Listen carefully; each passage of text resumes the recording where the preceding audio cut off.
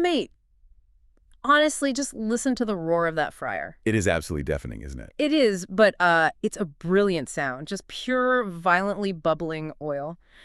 And the smell in here, I mean, my eyes are practically watering from the sheer concentration of malt vinegar in the air. Oh, I wouldn't trade it for Anything. Same, though my fingers are completely numb. It is proper brass monkeys out there tonight, absolutely freezing cold. Standing in this tiny tiled shop, wiping the condensation off these steamed up windows is exactly what the doctor ordered. But look, I am still genuinely torn.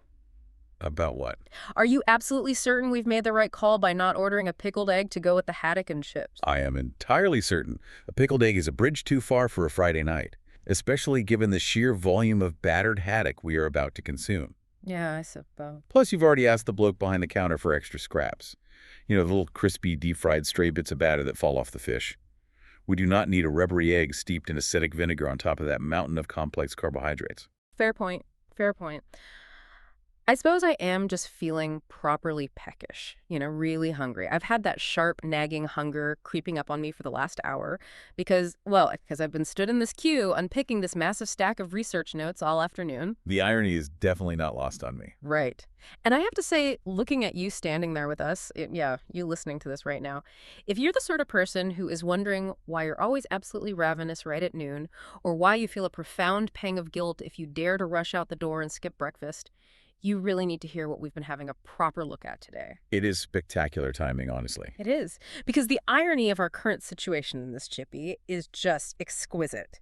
Here we are, queuing up for a massive Friday night takeaway, about to consume a highly concentrated bolus of calories in one go, and the literature we're getting into the weeds on is all about the clinical science of meal frequency fasting and metabolic health. It's the perfect setting to discuss this, though.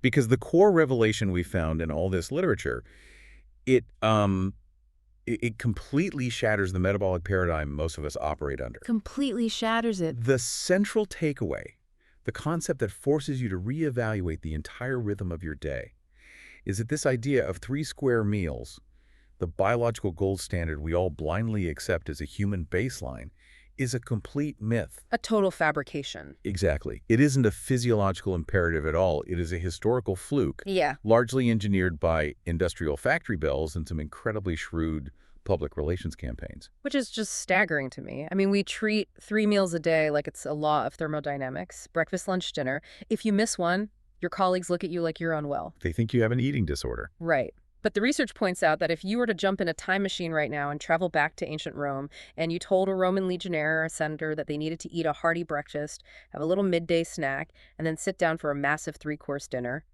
they wouldn't just be confused. No, they'd think you were medically deranged. Literally medically deranged. Because for the vast majority of human history, eating was not dictated by the arbitrary construct of the clock on the wall.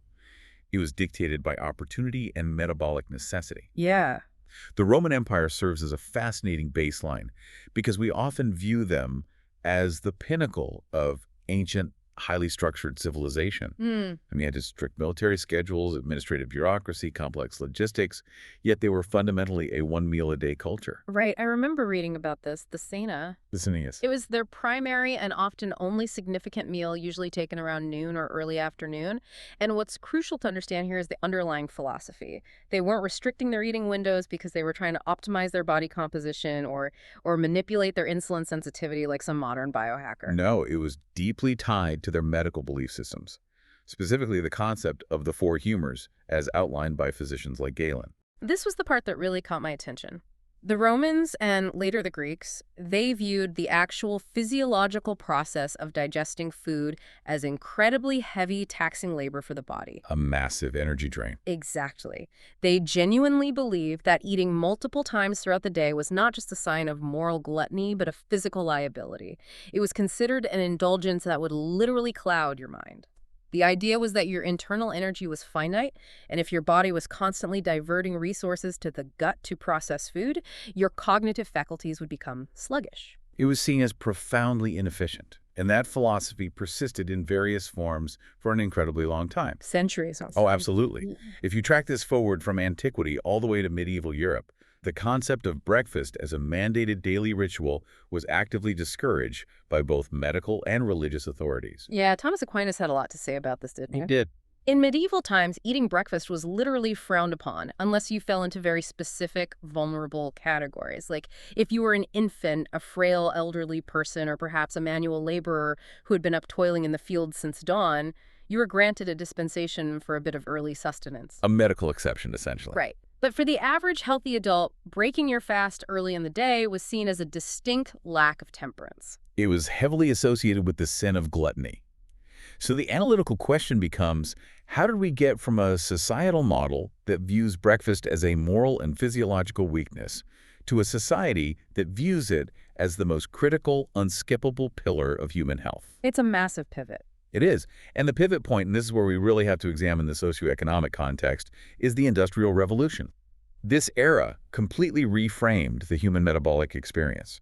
We did not evolve for 3 scheduled meals a day. We're manufactured for them. Manufactured. That's the precise word for it. Because before the 18th and 19th centuries, agrarian societies worked with the sun.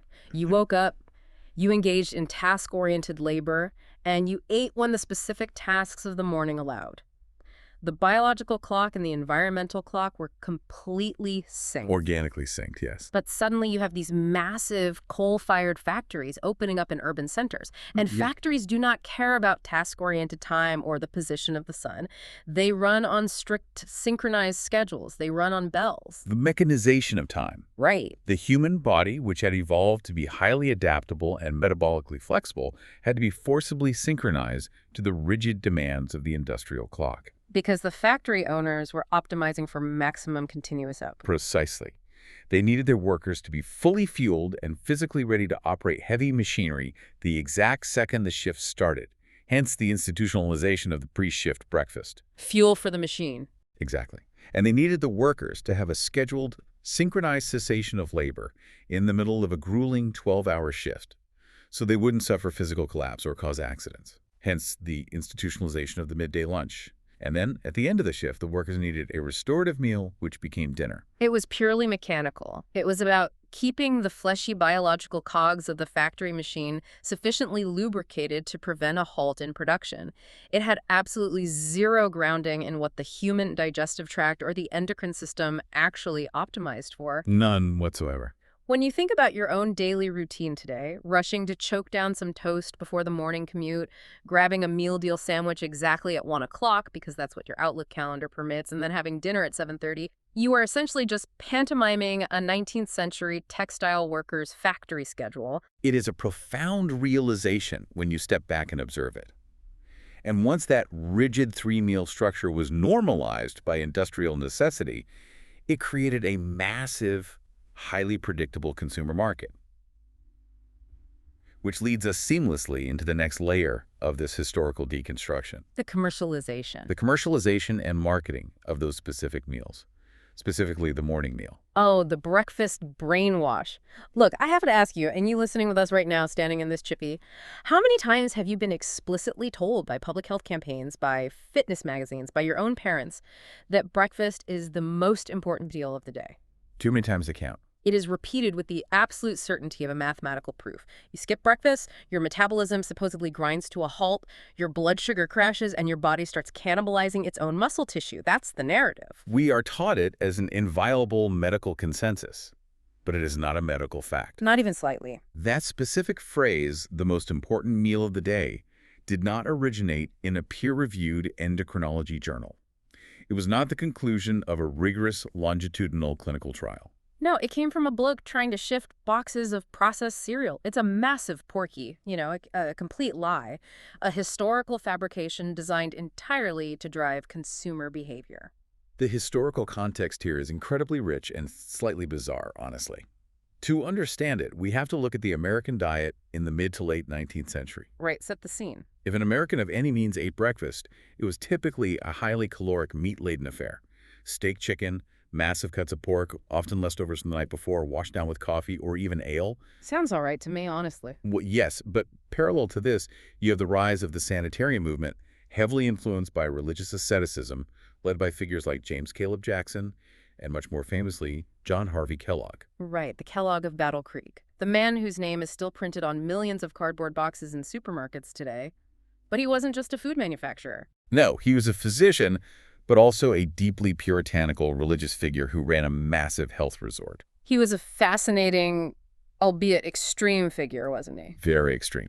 Kellogg operated under the deeply held belief that the spicy, heavy, meat-rich diets of the American population were not just physically unhealthy, but morally corrupting. Morally corrupting. Yes, he suffered from an obsession with dyspepsia and indigestion, and genuinely believed that consuming rich, flavorful meats inflamed the passions leading directly to carnal sins, moral decay, and behavioral vices. It's almost comical in hindsight. His medical solution to cure the population of their sinful biological urges was to prescribe the most intentionally bland, highly processed, unstimulating grains he could possibly invent.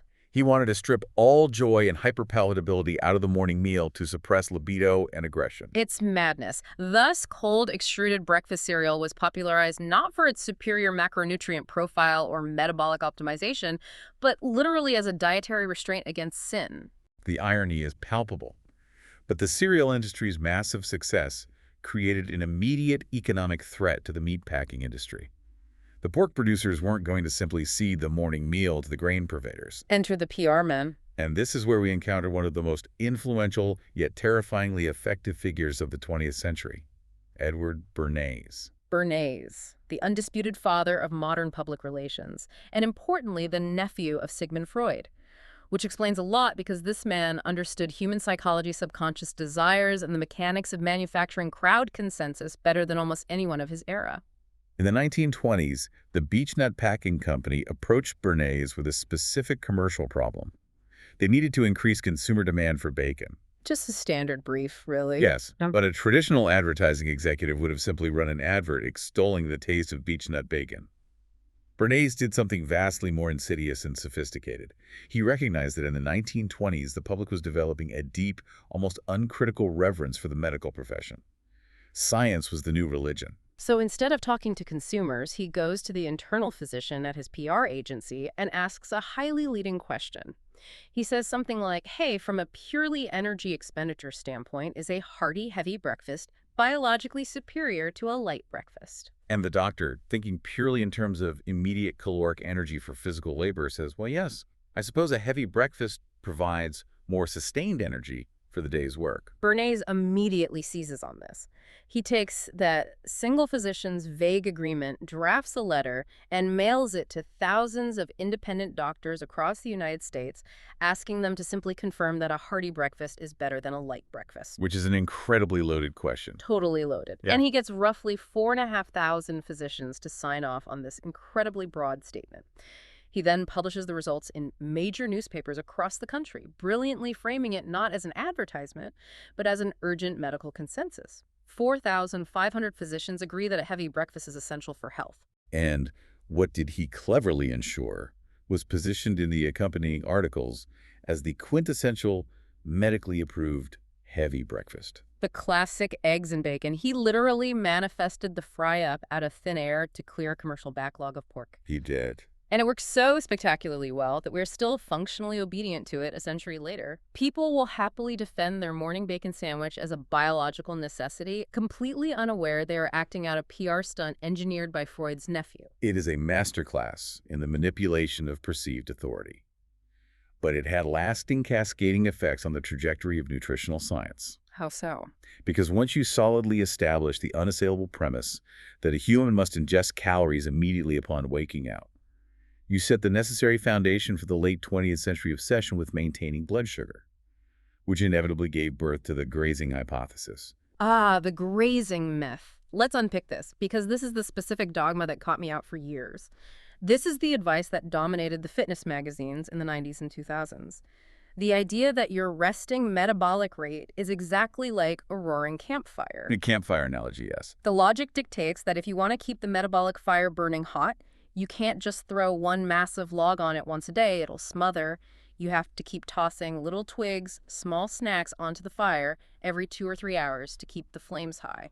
It is a seductive analogy because it sounds perfectly intuitively logical to a layperson.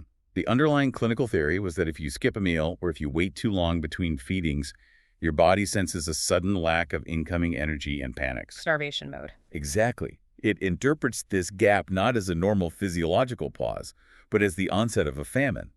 Consequently, goes into this highly publicized, much-feared starvation mode, drastically downregulating your basal metabolic rate, desperately clinging to stored adipose tissue fat, and ensuring that by dinner time, your hunger hormones are so dysregulated, you will consume a massive surplus of calories. Right.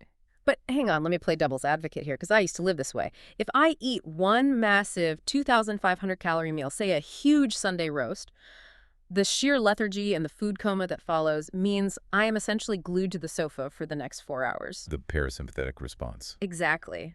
My active physical movement drops to zero. Surely that dramatic drop in physical activity means my total daily calorie burn falls off a cliff, compared to if I had kept my energy stable by grazing on small salads all day. Doesn't the lethargy negate the math? That is a highly astute point, and it touches on something called neat non-exercise activity thermogenesis. Yeah. That's the energy you burn doing subconscious things like fidgeting, walking to the kitchen, maintaining posture. It is true that a massive meal can acutely suppress NEAT due to the parasympathetic nervous system taking over the rest and digest phase. However, when researchers test the grazing hypothesis in controlled metabolic wards, they account for this. The core mechanism the grazing advocates relied on wasn't NEAT, it was the TEEF, the thermic effect of food. Let's get into the weeds on the TEEF, because the clinical data here completely dismantled my preconceived notions. What exactly is it? The thermic effect of food, also known as dietary-induced thermogenesis, is the quantifiable amount of energy, the calories, your body must expend simply to mechanically digest, chemically absorb, and process the macronutrients in the food you consume. So like the Romans suspected digesting food requires actual physiological labor. It takes energy to extract energy. Precisely. Processing protein, for instance, takes a lot of energy. Your body has to heat up and work hard to break those complex amino acid chains apart. Protein has the highest thermic effect, requiring roughly 20 to 30% of its usable energy just for digestion. Wow, that's high. It is. But here is where the thermodynamic logic of the grazing hypothesis mathematically collapses. The TET is consistently proportional to the total volume of calories and the specific macronutrient ratio consumed entirely, regardless of the frequency of the feeding window. Right, so let's translate that into practical terms. Say my maintenance intake is roughly 2,400 calories a day. If I adhere to the grazing model and meticulously eat 6 small 400-calorie meals, my body burns a specific amount of energy to process those 6 little nutrient packages. Correct. But if I consume all 2,400 calories in one massive Roman-style cena in the evening, the total energy my body demands to process that single massive bolus of food is statistically identical to the cumulative energy it took to process the 6 small ones. Exactly. The metabolic fire is not burning hotter or faster overall because you threw more twigs on it. It is burning the exact same volume of total fuel. You are not stoking your metabolism or artificially elevating your basal metabolic rate by eating 6 times a day. You are simply dividing the exact same physiological workload into 6 minor shifts instead of one major one. So the net caloric expenditure at the end of a 24-hour period is the same. Exactly. There is zero thermodynamic advantage to high meal frequency. None. It is a complete physiological fiction. And honestly, looking back at the menu board up there, all those battered sausages, the meat pies sitting under the heat lamps, it reminds me that worse than just being a benign myth, this constant grazing habit actually triggers a profound dysfunction in our endocrine system. It absolutely does. Which brings us to the absolute core of the metabolic puzzle, the biological traffic cop, insulin. If you genuinely want to understand the modern epidemic of metabolic syndrome, obesity, and why meal frequency matters so deeply, you cannot look at calorie counts in isolation. You have to look at the hormonal environment. And every time we discuss fasting, nutrient partitioning, or weight management, we are fundamentally talking about the mechanics of insulin. Let's properly unpack the traffic cop analogy, because I think it brilliantly clarifies a process that textbooks make needlessly dense. Go for it. So you consume a meal. Let's say it's this haddock and chips we're about to get. The chips are heavy carbohydrates. Your digestive enzymes break those complex carbohydrates down into simple glucose sugar, which rapidly enters your bloodstream. Yes. Your body cannot tolerate high levels of circulating blood glucose. It's highly toxic to blood vessels and nerves. So the pancreas spots this dangerous traffic jam of sugar and immediately deploys the traffic cop, insulin. That is a highly accurate visualization. Insulin's primary critical function is to urgently clear that excess glucose out of the vascular system. It acts as a biochemical key. It travels through the blood, attaches to insulin receptors on the surface of your cells, and triggers the translocation of GLUT4 transporters to the cell membrane, effectively unlocking the doors. It pushes the sugar into the cell. Yes, it ushers the glucose out of the blood and into your muscle tissue and liver to be utilized as immediate energy or stored as glycogen. But, and this is the crux of the obesity epidemic, if those immediate hepatic and muscular energy stores are already full, which they perpetually are, for the average sedentary office worker, insulin has to find another place for that energy. The overflow parking. Exactly. It forcefully directs that excess glucose into your adipose tissue, your fat cells, for long-term storage, converting it via de novo lipogenesis. Which means insulin is functionally an anabolic storage hormone. It is the hormone that builds and locks away fat. So recognizing that, we immediately see the massive glaring trap of the grazing guru school of thought. The snacking trap. Right. The traditional advice is eat a small meal or snack every 2 hours to prevent your blood sugar from crashing. And sure, maybe the traffic cop is managing a steady, slow trickle of cars rather than a massive pileup, but what is the profound hormonal catch of doing that? The catch is monumental, and it involves a specific enzyme called hormone-sensitive lipase, or HSL. If you are consuming food every 2 to 3 hours from the moment you wake up until the moment you go to sleep, your pancreas is forced to constantly secrete a baseline trickle of insulin. It never stops. It never stops. Your systemic insulin levels remain elevated, or at least active, for the entire duration of your waking day. And the fundamental biochemical rule of human metabolism is this. When insulin is elevated, the body is biochemically locked in storage mode. Locked, meaning you literally cannot access your own body fat. It is biochemically near impossible to effectively mobilize and oxidize stored triglycerides body fat, while insulin is actively circulating above a fasting baseline. Why exactly? Because the presence of insulin directly and aggressively inhibits hormone-sensitive lipase. HSL is the specific cellular enzyme required to break down stored fat within the adipose cell so it can be released into the bloodstream and burned for energy. Insulin acts as a hard chemical block on HSL. It shuts the door. Completely. Your body is a highly efficient, pragmatic machine. Why on earth would it expend the complex biochemical effort to break down its emergency fat reserves when you're constantly reliably providing it with a fresh drip feed of exogenous dietary glucose every 3 hours? It wouldn't. It would be incredibly inefficient. It's exactly like having a massive chest freezer packed full of frozen meals in your garage. But a delivery driver keeps knocking on your front door, handing you hot, ready-to-eat snacks every 2 hours. That's a great way to put it. You are never, ever going to walk out to the garage, open the freezer, and defrost a meal. The food in the freezer is just going to sit there untouched, and as you keep buying more groceries, the freezer just gets more and more packed. That is exactly what is happening to our adipose tissue. And this is exactly why strategies like intermittent fasting, time-restricted feeding, and OMAD 1 meal a day are gaining such serious clinical traction. It is entirely about engineering what the researchers call insulin quiet windows. Insulin quiet windows is a superb descriptor. By intentionally extending the chronological duration between your nutrient intakes, you finally allow your pancreas to rest. You stop the exogenous supply of glucose. But delivery driver stops knocking. Exactly. Slowly, your circulating insulin levels drop back down to their absolute baseline. And the moment insulin drops, the inhibitory block on hormone-sensitive lipase is lifted. The biochemical locks on your fat cells spring open. The body goes to the freezer. The body recognizes that the external sugar tap has been shut off, and it smoothly flips the metabolic switch. It transitions from primarily oxidizing dietary glucose to mobilizing and burning stored adipose tissue. And this is the concept of metabolic flexibility, isn't it? The clinical ideal that your body should operate like a highly efficient hybrid car engine.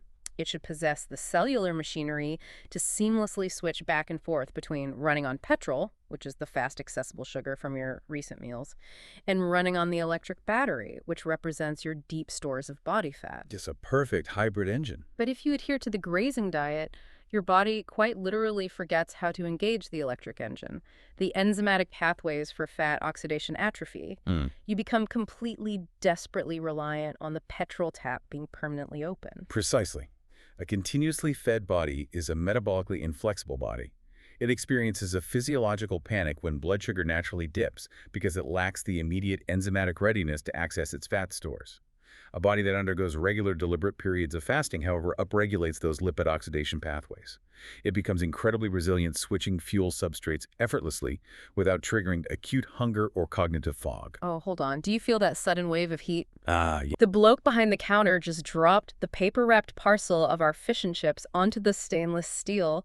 I can literally feel the heat radiating through the grease-proof paper into my hands. It smells absolutely incredible. It really does. I've got my little wooden fork ready in my pocket. But mate, I am genuinely going to delay stabbing into this gorgeous vinegary haddock for just another minute. Really? Now? Yes, because we have to talk about what happens at a cellular level when you give your body a proper extended break from eating. We have to talk about the janitorial crew. We have to unpick autophagy. We absolutely must, I agree. Yeah. Because if the discussion around insulin and HSL is primarily concerned with lipid management and systemic energy, the discussion around autophagy scales down to the microscopic level. The cellular level. Yes, this is where we touch on longevity, the prevention of neurodegenerative disease, and fundamental cellular senescence.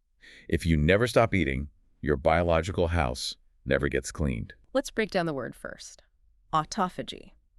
It literally translates from the Greek roots auto meaning self and phagein meaning to eat, self-eating, which frankly sounds absolutely terrifying to a layman. It does sound morbid. It sounds like a premise for a body horror film, the idea that your own cells are cannibalizing themselves.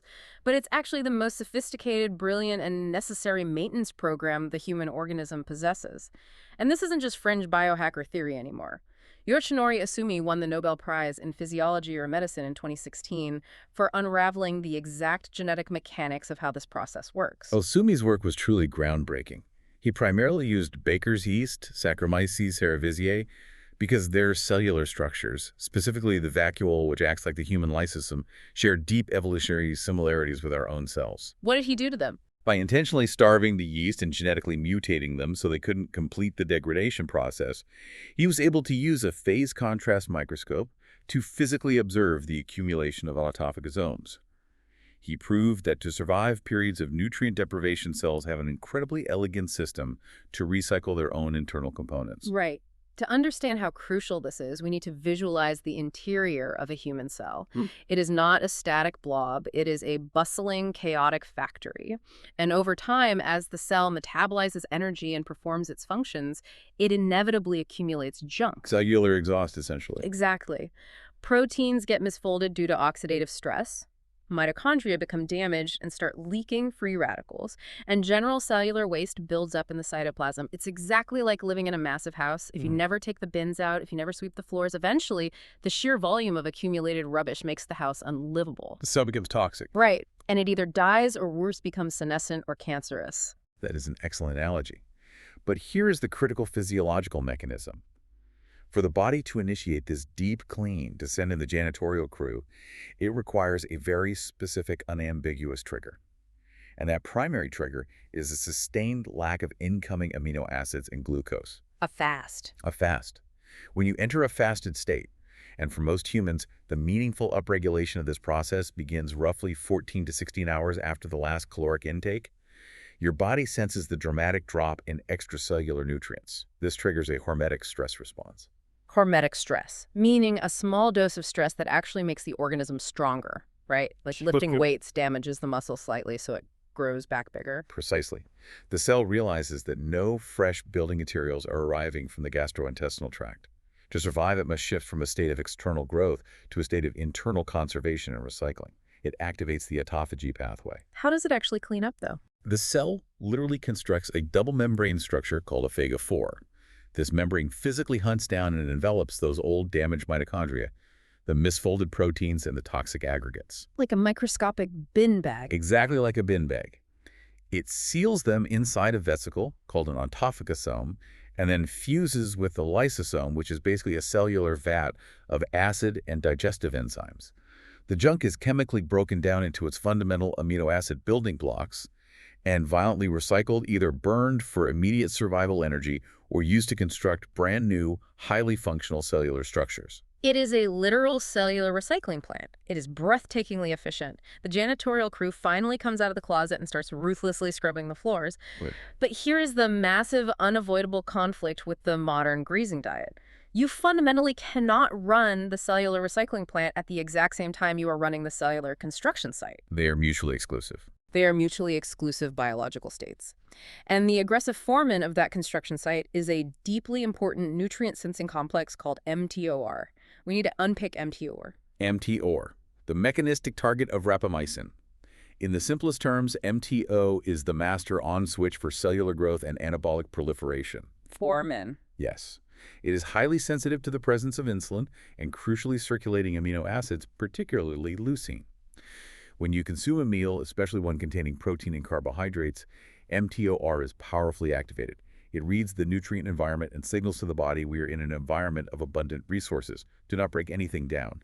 Build new muscle tissue, grow cell membranes, multiply and expand. Which, if I am playing devil's advocate again, sounds absolutely fantastic. If I am in the gym tearing muscle fibers, trying to get stronger and more robust, I desperately want MTO turned on. I want the builders pouring concrete and erecting scaffolding. You absolutely do. MTOR is essential for vitality, wound healing, and maintaining lean muscle mass, which is a massive predictor of longevity in itself. The problem is not MTOR. The problem is the chronicity of its activation in the modern diet. Chronicity, the constant switching on. Yes. If you are adhering to the 6 small meals a day philosophy, or if you are mindlessly snacking from 7 in the morning until 11 at night, you are forcing MTOR into the on-and position 24 hours a day, 7 days a week. Your biological house is under permanent ceaseless construction. And if the builders are constantly working, constantly pouring new concrete, knocking down walls, and leaving debris everywhere, the janitors simply cannot get into the building to sweep up the dust. They are locked out. High meal frequency literally and biochemically inhibits autophagy. It suppresses the action of AMPK, which is the energy-sensing enzyme that triggers the cleanup. You're actively shutting down the recycling plant because you refuse to turn off the construction site. That is the precise molecular trade-off. And the clinical implications of never allowing that switch to flip are profound. A growing consensus among leading gerontologists and longevity researchers argues that the true long-term benefit of intermittent fasting isn't merely the caloric deficit or the weight loss. It's the cleaning. It is the systemic clearance of the cellular junk that is heavily implicated in the pathologies of aging. We are talking about severe degenerative diseases here. Things like Alzheimer's and Parkinson's, which are characterized by the steady accumulation of misfolded amyloid and tau proteins in the brain. If you never fast, your neurons never get the signal to clear out those toxic plaques. Or certain cancers where damaged cells that should have been dismantled via apoptosis or autophagy are instead allowed to survive and proliferate because MTOR is constantly telling them to grow. It is a profound realization. The overarching lesson is that the biological OFF switch is literally just as vital to our survival as the on-end switch. Without a doubt, the rhythm is what matters. However, whenever you present this biochemical reality to a patient or a friend, whenever you gently suggest that they might benefit immensely from extending the time between their meals, perhaps pushing breakfast back to midday or ruthlessly cutting out the mid-morning snack, the immediate visceral reaction is almost universally the same. Oh, I know exactly what you're going to say. But I'll starve. That's what people say. That is exactly what I used to say when I was a grazer. Mate, I physically cannot skip a meal. If I miss lunch, I'll get the shakes, I'll become intensely lightheaded, I'll get a massive migraine, and I will be absolutely famished. The fear of hunger is very real. People have a deeply ingrained, genuine psychological and physical fear of hunger. And I empathize because feeling genuinely hungry is deeply distracting and uncomfortable. But the research notes we've been looking at reveal a shocking truth. The intense, urgent hunger we feel on a daily basis at exactly 12:30 is mostly a massive chemical lie. It's a physiological illusion. Yeah. And it's perpetuated by a very specific, very highly entrained hormone called ghrelin. Yes. Ghrelin is produced primarily in the fundus of the stomach and is colloquially known in the literature as the hunger hormone. When your stomach is physically empty, it secretes ghrelin into the bloodstream, which then crosses the blood-brain barrier, acts on the hypothalamus, and strongly signals that it is time to seek out and consume food. But the crucial distinction that changed my entire perspective is that a ghrelin spike does not actually reflect a true biological deficit of calories. No, not at all. It does not mean your liver is out of glycogen or your cells are starving. It primarily reflects your circadian habits. It is deeply, fundamentally Pavlovian. It is entirely conditioned by behavioral repetition. Think back to Ivan Pavlov and his classic experiments with dogs. He rang a bell, then immediately presented the dogs with meat powder. After enough repetitions, he simply rang the bell, and the dogs physiologically reacted. They salivated profusely expecting the food, even when no food was present. The bell was the trigger, not the actual food. Exactly. Our internal endocrine system does the exact same thing with the passage of time. If your deeply ingrained habit is to leave your desk walk to the canteen and eat a sandwich every single day at precisely 12:30, your central nervous system meticulously learns that temporal pattern. So because it wants to prepare the gastrointestinal tract for the incoming food at exactly 12:15, your stomach preemptively dumps a massive concentrated pulse of ghrelin into your bloodstream. Your stomach starts physically rumbling. You feel that sharp, undeniable pang of hunger. And your conscious brain interprets this and thinks, wow, I am biologically out of fuel. My tank is empty. I must eat right this second or I will collapse. But you aren't out of fuel at all. No. You are just experiencing a scheduled anticipatory hormonal surge based entirely on your routine. Exactly. You feel hungry primarily because your body expects to eat based on historical data, not because your body urgently needs to eat to maintain homeostasis. And this is clinically proven by observing what happens when individuals intentionally alter their meal frequency. The transition period. Yes. When a patient transitions from a paradigm of eating 6 small meals a day to, say, a time-restricted feeding model of just 2 substantial meals, they invariably crash into a difficult adjustment period. Yeah, the cranky phase. I remember it vividly. For about 3 to 5 days, you are absolutely miserable. Your body is still stubbornly dumping massive pulses of ghrelin at 10:30 in the morning and 3 in the afternoon like clockwork because the new pattern hasn't been written yet, and you feel intensely ravenous. But if you have the discipline to push through that short, uncomfortable window, something physiological magical The happens. stomach shuts up. The ghrelin secretion patterns restabilize and entrain to the new behavioral schedule. The half-life of ghrelin is relatively short. If you simply ignore the spike, it naturally dissipates after an hour or two. And by day 6 or 7 of the new routine, the stomach completely stops screaming for food at 10:30. The hormonal expectation has been successfully reset. It learns the new bell. Exactly. The absolute technical truth of human physiology is that the human body, even a very lean individual with low body fat, has tens of thousands of calories of stored energy in their adipose tissue, enough to survive for weeks, not hours, without exogenous food. Weeks. A lean guy has enough fat to walk for weeks. So why specifically do we feel like we're physically going to pass out getting the shakes and the brain fog if we miss lunch by 2 hours? If it's not true starvation, what is happening mechanically? It's a localized fuel crisis, essentially. Right. This is where we need to explain gluconeogenesis. It's a massive, intimidating word, gluconeogenesis. But breaking down the Latin Greek, it literally just means the creation of new sugar. When you experience that sudden aggressive crash, that shakiness, the irritability, the cold sweat between meals, it is not starvation. It is almost always a temporary acute dip in your circulating blood glucose levels. The brain panics. Yes. Your brain, which is a massive energy sink that relies heavily on glucose, senses this dip and sends out a panic signal via the sympathetic nervous system.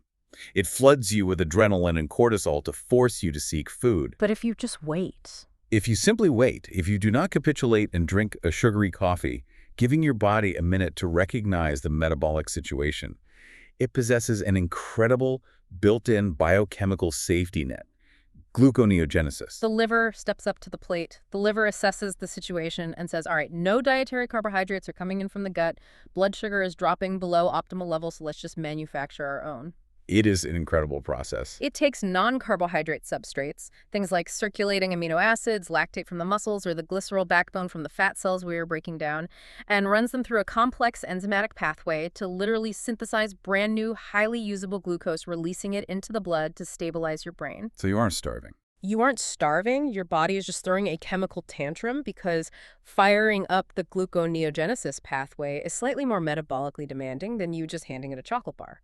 We have become absolute obedient slaves to these ghrelin spikes, fundamentally mistaking a minor, totally manageable chemical dip for a biological emergency. And this profound enslavement to ghrelin and blood sugar fluctuations is exactly what drives the most destructive, pervasive dietary pattern of the modern era, the snacking syndrome. Oh, the snacking. Because we have to look at this realistically. The theory of 6 small meals a day is heavily promoted by elite fitness models and sports dietitians who meal prep in Tupperware.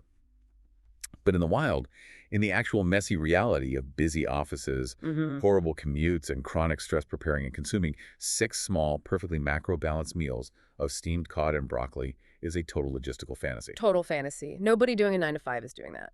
What 6 small meals a day actually devolves into for the average well-intentioned person is 3 standard heavy meals plus 3 highly processed, ultra-high-calorie snacks to bridge the gaps. It's unavoidable in the modern food environment. A frosted pastry with a latte at 10 in the morning, a packet of cheese and onion crisps from the vending machine at 3 in the afternoon, and half a packet of chocolate digestives in front of the telly at 9:30 at night. The relentless snackification of our daily diet is a cascading public health disaster. It is a disaster largely because of the specific physical and chemical nature of modern snacks. The core technical problem with chronic snacking is that it almost exclusively involves ultra-processed foods. Designed in a lab. Literally. These products are not just unhealthy in a vague sense, they are scientifically engineered in laboratories to be hyperpalatable and specifically designed to bypass our gastrointestinal tract's natural satiety signals. Let's unpick that exact mechanism, because this is where what I call the doom loop really begins. Say you are sitting at your desk feeling that Pavlovian Ghrelin spike hit hard at 3 in the afternoon. You decide you need a small meal to stoke the metabolic fire, so you grab a granola bar or a handful of pretzels or a sweetened yogurt. What you are actually delivering to your gut is a highly concentrated hit of refined cellular carbohydrates. Exactly. Because the fiber has been stripped away and the cellular structure of the food has been pulverized during manufacturing, those refined carbohydrates hit your upper digestive system and are almost instantaneously rapidly converted to glucose. A massive sugar rush. Your blood sugar skyrockets unnaturally fast. The pancreas panics and dumps a massive, disproportionate spike of insulin to handle the sudden sugar load. But crucially, because that processed snack lacks any significant physical mass, structural fiber, or complex protein matrix, it fails to trigger the critical mechanoreceptors in your stomach. It doesn't stretch the stomach wall. Doesn't stretch at all. Right. And because the stomach doesn't stretch, and because the nutrients are absorbed so quickly high up in the gut, it fails to trigger the release of the critical fullness hormones. Peptides like PYYCCK and GLP-1. Those are the crucial satiety hormones that travel to the hypothalamus and explicitly tell your brain we have received adequate nutrition. Cease the hunger drive. So what is the physiological result of the snack? Your blood sugar is currently spiking dangerously high. Your insulin is surging, but neurologically, your brain still firmly believes your stomach is empty. It's a complete system malfunction. Total malfunction. Yeah. And then the massive surge of insulin aggressively clears all that rapid sugar out of your blood, often overcompensating, which causes your blood sugar to crash rapidly below your original baseline. This triggers reactive hypoglycemia. The crash. The crash. Yeah. And an hour and a half later at 4:30, you are suddenly exhausted, you have brain fog, you are intensely hangry, and what do? The doom loop dictates you go hunting for the vending machine again to fix the crash. Spike, crash, crave, repeat. That is the doom loop. You are constantly keeping insulin elevated, entirely locking your body out of fat-burning mode via HSL suppression, yet you are never, ever achieving true neurological satiety. It's maddening. Now contrast that chaotic hormonal roller coaster with the deliberate strategy of reduced meal frequency. If you restrict yourself to only eating 2 or 3 solid meals a day with absolute zero caloric intake in between, you are inherently forced to consume much larger, significantly more satiating portions at those designated meals just to hit your daily caloric baseline. Exactly. The sheer volume changes everything. If you sit down and eat a proper 800 to 1,000 calorie meal constructed entirely of single ingredient whole foods, say a massive piece of steak or wild salmon, a huge pile of fibrous broccoli, maybe some sweet potato and healthy fats like olive oil, that sheer physical volume physically stretches the stomach wall, triggering the mechanoreceptors. The stretch is vital. The dense protein and the fats drastically slow down the gastric emptying rate. The gut is flooded with PYYCCK and GLP-1, and these hormones are practically screaming at your brain, we are completely stuffed. Stop eating immediately. That single robust meal will easily keep your blood sugar stable and keep you comfortably, effortlessly full for 5 to 6 hours. Whereas 2 400-calorie mini meals of processed low-fiber snacks will leave you biologically frantic and hunting for calories within 90 minutes.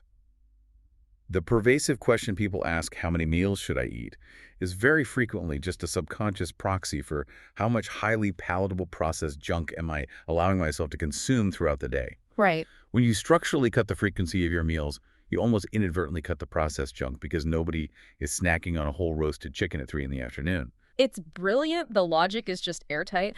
But I can already hear the pushback. I can hear the gym lads shouting at us through the speakers, the bodybuilders, the guys sweating it out in the Iron Paradise. Yeah. Because the loudest, most aggressive critics of eating fewer meals are always the massive lads actively trying to pack on muscle tissue. Ah, the bro science. For decades, the absolute unquestionable bro science gospel has been that if you do not consume a Tupperware container of chicken breast and rice exactly every 3 hours, your body turns incredibly catabolic, and your hard-earned muscles will literally evaporate off your bones to feed your brain. The bodybuilding community has historically been fiercely, almost religiously protective of high meal frequency. And to be fair to them, their logic on the surface appeared to be rooted in early, albeit flawed, nutritional science. Protein cap. The traditional, widely circulated belief was that the human gastrointestinal tract can only physically absorb and utilize a strict maximum of roughly 20 to 30 grams of protein in a single sitting for the specific purpose of muscle protein synthesis, or MPS. Therefore, the logical deduction was that to maximize total daily muscle growth, you must constantly drip-feed your system, spreading your daily protein intake into 6 or 7 small, distinct pulses throughout the day. That was the absolute golden rule. If you go out and eat a massive 80-gram protein steak in one sitting, the bros in the locker room would definitively tell you, mate, you're only using 30 grams of that for actual muscle repair. The other 50 grams are just being oxidized for energy, turning to fat, or being expensively flushed down the loo. But the recent, highly rigorous clinical literature absolutely drives a bus through this narrow anabolic window theory. The human digestive system is so much more sophisticated and adaptable than we give it credit for. It is incredibly resourceful. While it is physiologically true that there is an upper limit to the rate at which free amino acids can be synthesized into skeletal muscle tissue in any given hour, the fractional synthetic rate, the fundamental error in the bro science, was underestimating the gut. The gastric emptying rate again. The digestive system actively adapts its motility to the specific macronutrient load you provide it. This is genuinely fascinating.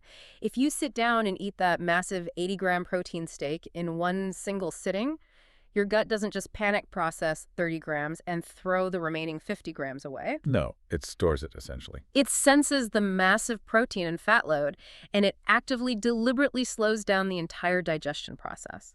The stomach utilizes hormones to dramatically reduce gastric motility. It holds onto the food much longer, steadily and methodically breaking down the complex peptide bonds and literally drip-feeding those essential amino acids into your bloodstream over a span of many, many hours. It creates its own internal time-release capsule. Exactly. A large bolus of whole food protein creates a profoundly prolonged, sustained release of amino acids into the plasma.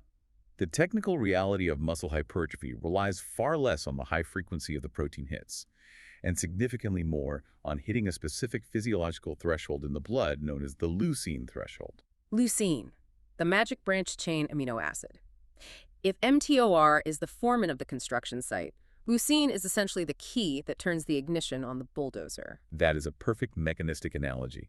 Leucine acts as the definitive required-on switch to initiate muscle protein synthesis.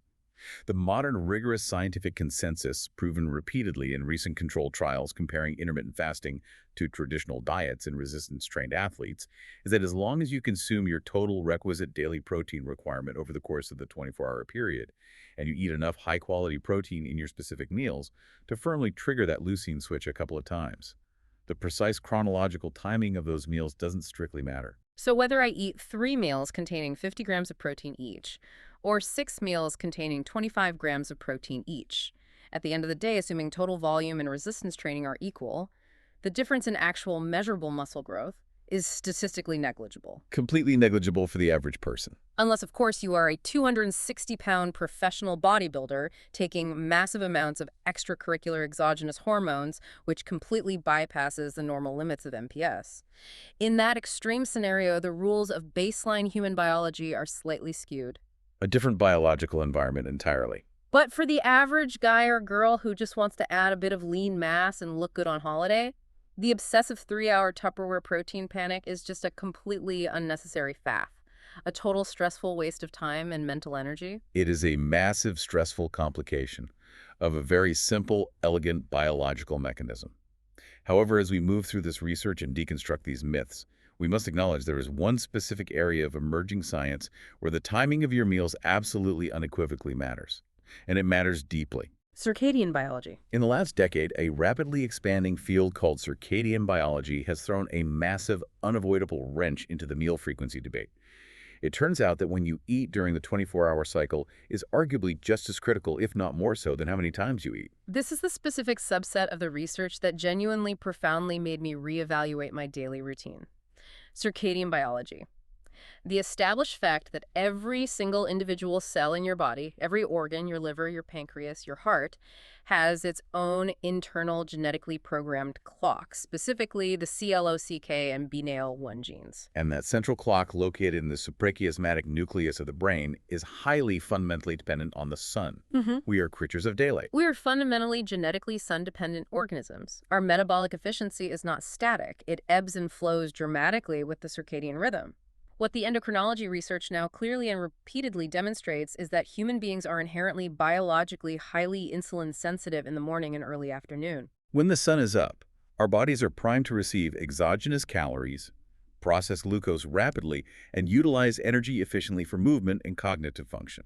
And conversely, the dark side of that coin is that as the sun goes down, our bodies become increasingly naturally insulin resistant. Our internal peripheral clocks are prepping the organs for repair, fasting, and sleep, not for heavy digestion. The system is powering down. So the shocking reality is that eating 3 identical meals containing the exact same macros between 8 in the morning and 4 in the afternoon will have a radically different, vastly healthier biological and hormonal impact than eating those exact same 3 meals between 2 in the afternoon and 10 at night. The calories are the same, but the hormonal response is completely altered. The metabolic impact is entirely different. When you consume heavy calories late at night, you are engaging in a highly destructive process that researchers now explicitly refer to as metabolic jet lag. You are essentially light polluting your internal organs. Light polluting them. Explain that. Imagine the scenario. You put a heavy, carbohydrate-rich meal into your stomach at 9:30 at night. Your digestive system immediately sends an urgent chemical alert to the liver. The pancreas and the gut wake up, turn the machinery on. We have a massive influx of glucose to manage. But meanwhile, because the sun has set, the pineal gland in your brain is releasing melatonin, the sleep hormone. And melatonin doesn't just make you sleepy, it actively binds to receptors on the pancreas and tells the beta cells to suppress insulin secretion. A massive conflict of signals. So the brain is saying, shut down, stop releasing insulin, it's time to sleep and repair. You are literally biochemically tearing your body in 2 opposing directions. The liver and gut are forced to work the chaotic night shift while the brain and pancreas are desperately trying to turn the lights off. It's biological chaos. This late-night eating, this chronic metabolic jet lag, is now recognized as a primary independent driving factor in severe weight gain, visceral fat accumulation, and the rapid development of type 2 diabetes. Regardless of how many meals you optimally ate during the daylight hours, eating late profoundly breaks the system. Which, as an objective observer, I feel compelled to point out, makes our current situation, standing in this exact chippy at a door. Let me check my watch, nearly 10 o'clock on a Friday night. Incredibly amusing from a strict clinical perspective. Yeah, I know. Based on the literature we've just extensively analyzed, we are actively, aggressively light polluting our organs right now. We are forcing massive insulin resistance. Listen, mate, I know we are actively inducing profound metabolic jet lag as we speak. I am completely painfully aware that the massive portion of battered haddock, the chips, and the extra scraps we are about to demolish is going to cause a massive, poorly managed insulin spike precisely while my melatonin is trying to initiate my sleep architecture. It really is terrible timing. But look, it's Friday night. It's the local chippy. The smell alone is intoxicating. You have to live a little. We can categorize this as a rare, highly calculated, well-deserved psychological treat to preserve our overall sanity. Tomorrow morning we will fast, we will trigger autophagy, and we will be perfectly insulin-sensitive circadian champions. But tonight, we eat scraps. I will intellectually allow it purely for the vital psychological benefit of maintaining a Friday night tradition and reducing cortisol. Yeah. But bringing all of this complex data back to a synthesized, actionable conclusion, where does this leave the listener? After dismantling the history, the PR, the insulin mechanics, and the circadian clocks, what is the final evidence-based verdict on the optimal number of meals a human being should eat? Well, based on everything we've unpicked today, from the Roman Cena to Bernays baking campaigns, from the suppression of hormone-sensitive lipase to Osumi's yeast vacuoles, The final honest verdict is that there is no singular magic number. It is absolutely not a rigid one-size-fits-all equation. It never is. It's a dynamic sliding scale that you have to intelligently customize to your own internal biological clock, your current metabolic health status, and your daily energetic demands. Precisely. Let's logically segment the advice based on the clinical data. For individuals who are already metabolically compromised, those who are currently overweight, carrying excess visceral fat, diagnosed as pre-diabetic, or suffering from severe systemic insulin resistance, the scientific literature strongly and consistently suggests that a lower meal frequency is vastly superior. A proper intervention. Eating just 1 or perhaps 2 meals a day, combined with extended 16 to 20-hour fasting windows, acts as a profound metabolic reset. It forcibly lowers chronic baseline insulin levels, lifts the block on HSL, and forces the cellular machinery to relearn how to access and oxidize stored body fat. Right. It aggressively forces the body to fix the broken hybrid engine. Now, on the complete diametric opposite end of the physical spectrum, you have the extreme outliers. Elite high-performance athletes. Olympic swimmers, in training professional rugby players, individuals legitimately burning 4,000 to 5,000 calories a day through massive physical exertion. A completely different energetic demand. For that specific demographic, a higher meal frequency, perhaps 4 or 5 meals a day, might be a strict physical necessity. And it's crucial to note this isn't because grazing is magically anabolic or superior for muscle growth, but simply because trying to mechanically consume and digest 5,000 clean calories of whole fibrous foods in just 1 or 2 sittings will leave you feeling like a painfully bloated, immobile balloon. It's purely a matter of gastric logistics for them. It is an unavoidable mechanical necessity to manage extreme caloric load without causing severe gastrointestinal distress. But what about the vast, silent majority of the population? The average person who works a demanding but sedentary desk job, perhaps goes to the gym or goes for a run 3 times a week, and fundamentally just wants to maintain a healthy body composition, retain their cognitive sharpness, and avoid chronic metabolic disease as they age. For the average Joe or Jane, the strategy that seems to be gaining the most solid practical ground in the modern scientific and longevity community is what they call the 2.5 meal strategy. It is frankly a brilliant, highly sustainable compromise. Break that down. You completely ignore the cereal marketing and push your first meal of the day back. Have a late, protein-heavy breakfast or an early lunch, essentially a brunch around 11 in the morning or noon. You have a solid, highly satiating whole food early dinner around 6 in the evening. And if you genuinely physically need it because you trained hard that day, you strategically insert a small, protein-rich, low-carbohydrate snack in the mid-afternoon. 2 robust, satisfying meals and a minor bridge. It is exceptionally elegant because it perfectly aligns with the principles of time-restricted feeding. It neatly compresses the entire eating window to roughly 8 to 10 hours during the peak daylight hours, maximizing circadian insulin sensitivity. While giving you a long overnight fast. Crucially, it provides a robust, unbroken 14 to 16 hours of overnight fasting. That is the exact physiological window required to allow insulin to drop to baseline, to lift the inhibition on fat oxidation, and to allow AMPK to signal the MTOR pathway to shut down, so autophagy can initiate its vital cellular cleanup work. It deeply respects the evolutionary circadian rhythm while remaining entirely socially adaptable for dinners with family or friends. Exactly. It's actually sustainable in the real world. Because the ultimate grand synthesized takeaway from all of this sprawling research is that our devastating modern health crises, the runaway obesity epidemic, the exponential rise in metabolic disorders and type 2 diabetes, they simply aren't happening because people are forgetting to eat their morning cornflakes. Not at all. They are happening because, as a society, we have completely and systematically eliminated the natural evolutionary gaps between eating. We evolved over hundreds of thousands of years to survive and thrive on a natural, unpredictable cycle of feast and famine. That constant fluctuation, that biological stress and recovery is exactly what shaped our DNA, honed our endocrine system, and built our metabolic resilience. The stress makes us stronger. But the modern hyper-industrialized food environment, coupled with insidious marketing, has artificially replaced that vital natural cycle with a continuous, unbroken, highly toxic cycle of feast and feast. Feast and feast. That is it exactly. We are literally never empty. We are never allowing our biology to rest and repair.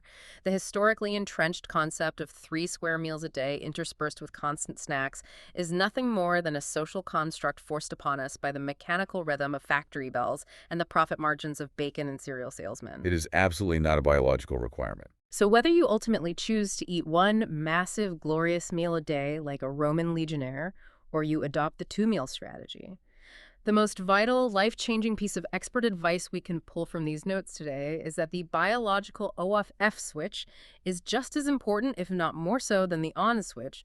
Your body desperately needs the silence just as much as it needs the fuel. A profoundly accurate and beautifully articulated summary. As the musicians say it, it is the space between the notes that actually makes the music. Brilliant. Now, mate, before the intense vinegar fumes in this shop completely dissolve my prefrontal cortex, and before we finally stab our wooden forks into these chips, I want to leave you listening in with us with a final, lingering, slightly uncomfortable thought. A little something to chew on while you go about the rest of your day or your week. Go on. We've just comprehensively proven that our entire unquestioned concept of 3 square meals a day, the very foundational rhythm of how we fuel our bodies, was essentially programmed into our culture by 19th century industrial factory bells and 1920s public relations campaigns designed specifically to clear out pork inventory. True. So the question becomes, what other completely normal, widely accepted everyday habits are you blindly following right now, simply because someone 100 years ago desperately wanted to sell you something? It really makes you wonder about the architecture of your entire day, doesn't it? It is a terrifying yet absolutely necessary analytical question to ask oneself. Right.